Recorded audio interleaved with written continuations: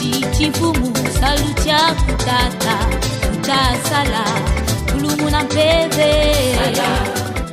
Nous nous sommes levés très tôt ce matin par la grâce de Dieu.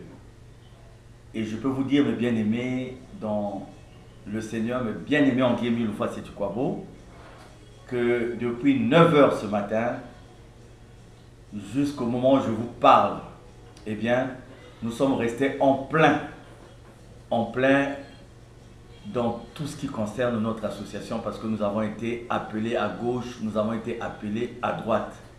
Et je me permets donc, avant que les uns et les autres ne regagnent les lieux indiqués pour le sommeil, je me permets de m'adresser à vous. Je m'adresse à vous qui comprenez le sens du combat que nous menons. Je m'adresse à ceux qui sont loin. Je m'adresse à ceux qui ont ce signe-là. Non pas le signe de la bête, mais ceux qui ont le signe de Dieu. Et je vais commencer par partager avec vous ces beaux passages dans 1 Roi 3, du verset 16 au verset 28. Et nous allons lire au nom de Guy Émile Loufa Sétukwabou. Alors, 2 femmes prostituées vinrent chez le roi et se présentèrent devant lui. L'une des femmes dit: Mon Seigneur, moi et cette femme, nous demeurions dans la même maison, et je suis accouché près d'elle dans la maison. 3 jours après, cette femme est aussi accouchée. Nous habitions ensemble, aucun étranger n'était avec nous dans la maison. Il n'y avait que nous 2. Le fils de cette femme est mort pendant la nuit parce qu'elle s'était couchée sur lui. Elle s'est levée au milieu de la nuit, elle a pris mon fils à mes côtés tandis que ta servante dormait, et elle a couché dans son sein, et son fils qui était mort, elle a couché dans son sein. Le matin, je me suis levé pour allaiter mon fils, et voici, il était mort. Je l'ai regardé attentivement le matin, et voici, ce n'était pas mon fils que j'avais enfanté. L'autre femme dit: Au contraire, c'est mon fils qui est vivant, et c'est ton fils qui est mort. Mais la première répliqua: Nullement, c'est ton fils qui est mort, et c'est mon fils qui est vivant. C'est ainsi qu'elles parlèrent devant le roi. Le roi dit: L'une dit: C'est mon fils qui est vivant, et c'est ton fils qui est mort. Et l'autre dit: Nullement, c'est ton fils qui est mort, et c'est mon fils qui est vivant. Puis il ajouta: Apportez-moi une épée. On apporta une épée devant le roi, et le roi dit: Coupez en 2 l'enfant qui vit, et donnez-en la moitié à l'une et la moitié à l'autre. Alors la femme dont le fils était vivant sentit ses entrailles s'émouvoir pour son fils, et elle dit au roi: Ah, mon Seigneur, donnez-lui l'enfant qui vit, et ne le faites pas point mourir. Mais l'autre dit: Il ne sera ni à moi, ni à toi, coupez-le. Et le roi, prenant la parole, dit: Donnez à la première l'enfant qui vit, et ne le faites point mourir. C'est elle qui est sa mère. Tout Israël a pris le jugement que le roi avait annoncé, et l'on craignit le roi, car on vit que la sagesse de Dieu était en lui pour le diriger dans ses jugements. Amen, amen et amen. Que le Seigneur soit avec nous. Vous voyez donc que devant le roi, la femme qui fait la première plaidoirie est la femme qui est dans le tort. Mais c'est elle qui se présente première devant le roi pour prétendre que l'enfant qui était vivant était son enfant. La parole de Dieu est la source même de la vie.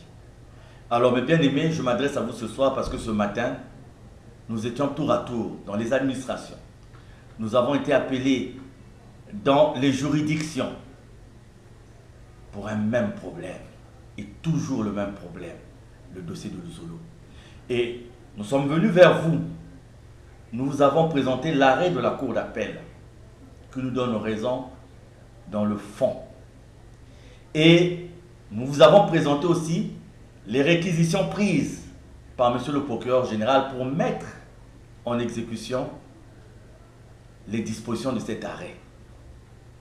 Et parmi les points forts de ces dispositions, vous savez, c'était le site de Vungu qui devait être libéré de façon à permettre aux uns et aux autres de respecter la décision de justice qui a été prise.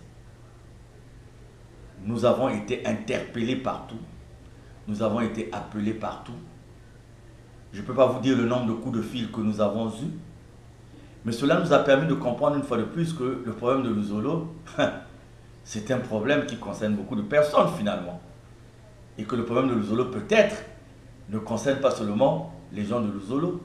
Parce que je ne pense pas qu'il y ait un arbre qui ne produise pas de fruits et que les regards des gens puissent se tourner vers un arbre qui ne porte pas de fruits. Donc, de tout ce que nous avons eu comme péripéties dans la journée, tout le monde nous a dit la même chose. Quand une décision de justice est prise, eh bien, elle ne peut être amendée, annulée, corrigée que par une autre décision de justice. Nous avons évolué dans ce sens jusqu'à aujourd'hui à 15 h, pendant que nous pensions avoir terminé avec les rencontres. Je rentrais donc chez moi, je suis arrivé à 2 minutes de chez moi et j'ai été appelé par l'autorité préfectorale. Et à 15 h, nous nous sommes rendus auprès de l'autorité préfectorale et nous avons été reçus par monsieur le secrétaire général qui était chargé de nous transmettre les directives de son excellence monsieur le préfet. Alors, la teneur de ce que monsieur le secrétaire général nous a dit entre 15 h et 16 h 11 minutes quand nous avons quitté la préfecture, c'était de nous dire que quand il y a des décisions de justice, eh bien l'administration se plie. Mais l'administration est garante du respect de l'ordre public. Et par rapport aux informations qui parvenaient à l'administration, à l'État, à l'autorité de l'État, il y avait des risques de troubles publics, il y avait des risques de certaines choses qui n'étaient pas bien. Et l'autorité nous a demandé de faire à ce que, le temps que les dispositions soient prises, que ce dimanche 12, que personne d'entre nous, c'est-à-dire ni nous qui avons la décision de justice, ni les autres, que personne ne prie à Vungu. Et après un débat animé, nous, moi la personne qui vous parle, votre président adjoint, quand la question m'avait été posée sur la façon de trancher le problème, j'ai donc pris cet exemple que je venais de vous prendre, de Salomon et les 2 maires, et j'ai demandé à monsieur le secrétaire général de faire à ce que le dimanche, nos amis puissent prier à Vungu, que malgré la décision de justice qui était en notre possession, nous les avons donc autorisés à prier à Vungu. Et c'est cette information que nous avons répertoriée au niveau de nos frères, au niveau de nos sœurs, au niveau d'Ararat. Et nous avons quitté Ararat à 18 h. Et c'est aux environs de 18 h que nous avons été informés que finalement, la Cour suprême avait rétracté les réquisitions de monsieur le procureur, c'est-à-dire que les dispositions judiciaires, juridiques, j'allais dire, qui nous permettaient de mettre en application l'arrêt de la Cour d'appel. Alors, les réquisitions prises par la Cour suprême aujourd'hui sont claires, c'est-à-dire, elles ne mettent pas un frein à l'arrêt qui a été rendu par la Cour d'appel. Cet arrêt, s'il y a pourvoi en cassation, connaîtra le sort qu'il connaîtra à partir du moment où il y aura pourvoi en cassation. Mais pour l'heure, cet arrêt est exécutoire, comme toutes les décisions de la Cour d'appel, sauf certaines décisions, comme cela avait été précisé par les réquisitions prises par M. le procureur général. Mais la Cour suprême a estimé qu'il fallait retracter ces réquisitions. Donc, ce n'est pas l'arrêt de la Cour d'appel qui est annulé, mais il s'agit des réquisitions, c'est-à-dire des dispositions juridiques permettant de mettre en exécution cet arrêt. Donc, en tant que citoyen, respectueux de l'autorité de l'État, respectueux de la République, nous prenons acte. Et c'est la raison pour laquelle je vous demande à vous aussi de prendre acte. Nous sommes respectueux de la justice, nous sommes respectueux de l'autorité de l'État. Nous allons utiliser les procédures normales, sans agitation, sans parcourir, comme nous l'avons remarqué depuis avant-hier, des bureaux et des bureaux, sans déranger des autorités et des autorités. Nous ferons comme nous avons l'habitude de faire. Donc la précision est importante, parce qu'on va vous dire, voilà, l'arrêt de la Cour d'appel a été annulé. Non, il s'agit des réquisitions qui demandaient à la force publique de nous prêter main forte pour évacuer les sites. Ce sont ces réquisitions qui sont retractées. C'est comme un sursis à exécution, si vous voulez. Mais l'arrêt reste là.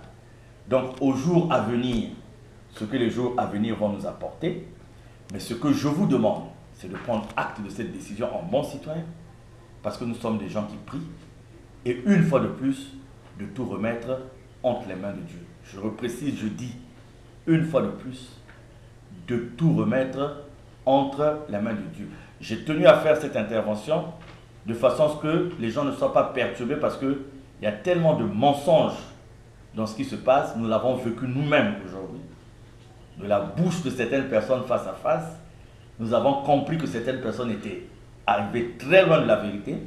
Nous avons compris aussi d'autres choses que malheureusement, je ne peux pas vous dire ici, mais je vous demande, mes frères et sœurs, que dans la lecture de ce qui est fait, que vous soyez reconfortés par le Seigneur. Que vous puissiez savoir que si ce que vous étiez en train de faire était inutile, les gens n'allaient pas accorder l'importance à ce que vous faites.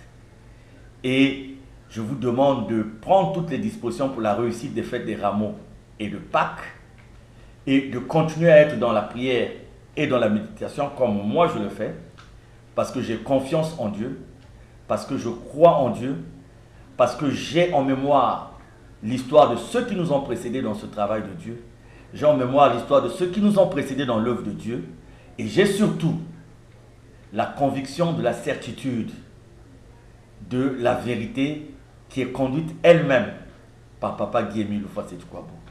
En tout cas, que Dieu lui-même vous parle dans vos cœurs, que Dieu lui-même touche vos cœurs, et que tout ce que nous connaissons puisse être pour vous un motif supplémentaire d'engagement, un motif supplémentaire d'attachement à Guy-Émile Houphouët-Sédhiou-Kouabou. Et pour terminer, je m'en veux vous partager, j'allais dire, ce passage de 2 Timothée 3, du verset 10 au verset 17, et je m'en vais lire au nom de Guy-Émile Houphouët-Sédhiou-Kouabou. Pour toi, tu as suivi de près mon enseignement, ma conduite, mes résolutions, ma foi, ma douceur, ma charité, ma constance, mes persécutions, mes souffrances. À quelle souffrance n'ai-je pas été exposé à Antioche, à Icône, à Lystre? Quelle persécution n'ai-je pas supporté? Et le Seigneur m'a délivré de toutes. Or, tous ceux qui veulent vivre pieusement en Jésus-Christ seront persécutés. Mais les hommes méchants et imposteurs avanceront toujours plus dans le mal, égarant les autres et égarés eux-mêmes. Toi, demeure dans les choses que tu as apprises et reconnues certaines, sachant de qui tu les as apprises dès ton enfance. Tu connais les saintes lettres qui peuvent te rendre sage à salut par la foi en Jésus-Christ. Toute écriture est inspirée de Dieu et utile pour enseigner, pour convaincre, pour corriger, pour instruire dans la justice, afin que l'homme de Dieu soit accompli et propre à toute bonne œuvre. Donc voilà, mes bien-aimés, que Dieu vous bénisse. Rendez-vous dimanche pour les rameaux. Rendez-vous de jeudi prochain à dimanche prochain pour la fête de Pâques. Nous sommes présents, nous sommes debout, dans le respect des préceptes de Dieu, dans le respect de l'autorité de l'État. Nous ne ferons jamais le contraire. Alors que Dieu lui-même vous parle dans vos cœurs.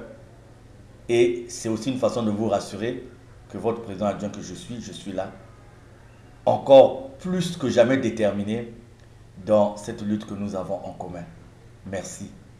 Que Dieu vous comble de tous ses bienfaits. Que Dieu soit avec nous.